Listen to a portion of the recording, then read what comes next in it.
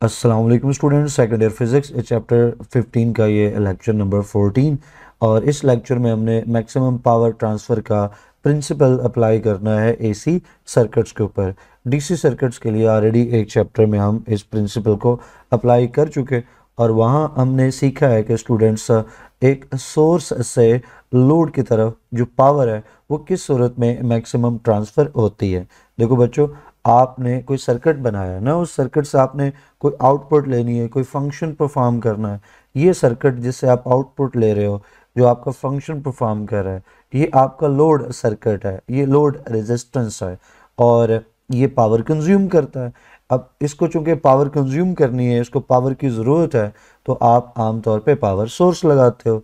जैसे आपने देखा कि डीसी सर्किट की सूरत में आप कोई बैटरी, कोई सेल अटैच कर रहे होते हो और यहाँ पे आप एसी सर्किट के लिए कोई एसी सोर्स अटैच करते हो सर्किट के साथ, जो कि एनर्जी का सोर्स है, जो पावर का सोर्स है। तो आपने किसी सर्किट से आउटपुट लेनी है तो इनपुट तो देना पड़ेगी, इनपुट एनर्जी तो चाहिए ही चाहिए। तो स्टूडेंट्स, जो इनपुट एनर्जी है वो एक सोर्स से आएगी, तो सोर्स से लोड की तरफ मैक्सिमम पावर किस सूरत में ट्रांसफ़र हो सकती है। तो अब जो मैक्सिमम पावर ट्रांसफ़र का थ्योरम है वो हमें बताता है कि इसकी कंडीशन क्या है। इसकी कंडीशन ये है कि मैक्सिमम अमाउंट पावर की सिर्फ उसी सूरत में डिसिपेट होगी, सिर्फ उसी सूरत में वो सोर्स से लोड की तरफ जो है वो ट्रांसफ़र होगी जब लोड की रेजिस्टेंस इक्वल हो सोर्स की रेजिस्टेंस के।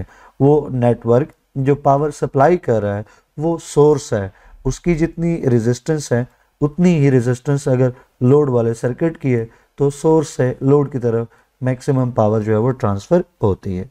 अब एक्सप्लेनेशन के एडिंग में इसी चीज़ को हम एक फिगर की मदद से डिस्क्राइब कर देंगे।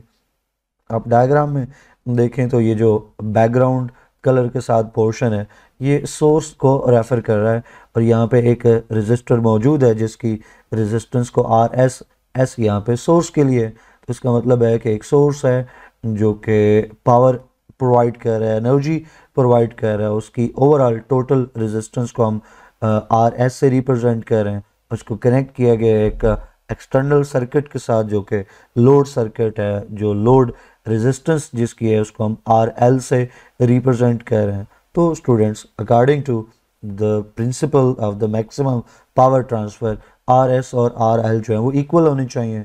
एसी के केस में जब हम एल कह रहे होते हैं तो हम यूँ भी कह सकते हैं कि ये इम्पीडेंस है लोड की, और जब हम एस कह रहे हैं तो हम बात कर सकते हैं कि वो इम्पीडेंस है स्टूडेंट्स सोर्स की। तो हम इसको मैथमेटिकली रिप्रेजेंट कर सकते हैं कि लोड की रेजिस्टेंस सोर्स की रेजिस्टेंस के इक्वल है या लोड की इम्पीडेंस सोर्स की इम्पीडेंस के इक्वल है, तो ही मैक्सिमम पावर जो है वो ट्रांसफ़र होगी सोर्स से लोड की तरफ। तो स्टूडेंट्स, आप इसकी प्रैक्टिकल जो एप्लीकेशन है वो कम्युनिकेशन सिस्टम में देख सकते हो कि जब एक जगह है वहाँ से सिग्नल ट्रांसमिट हो रहा है तो वो ट्रांसमिटिंग एंटीना है, एक और जगह है जहाँ सिग्नल रिसीव किया जा रहा है तो वो रिसीविंग एंटीना है। तो ट्रांसमिटिंग एंटीना और रिसीविंग एंटीना के दरमियान में जो मैक्सिमम सिग्नल का जो ट्रांसफ़र है वो मैक्सिमम पावर के साथ तभी हो सकता है जब जो रिसीविंग एंटीना और ट्रांसमिटिंग एंटीना है दोनों की जो इम्पीडेंसेस हैं वो इक्वल हो, तो ही according to this principle maximum power के साथ सिग्नल जो है वो ट्रांसफ़र होगा। तो ये एक इसकी प्रैक्टिकल एप्लीकेशन है। उम्मीद है कि ये छोटा सा टॉपिक आपको समझ आया होगा। कोई क्वेश्चन क्यूरी हो तो आप कमेंट सेक्शन पूछिएगा। वीडियो को लाइक करना है, फेलोज़ के साथ शेयर करना है।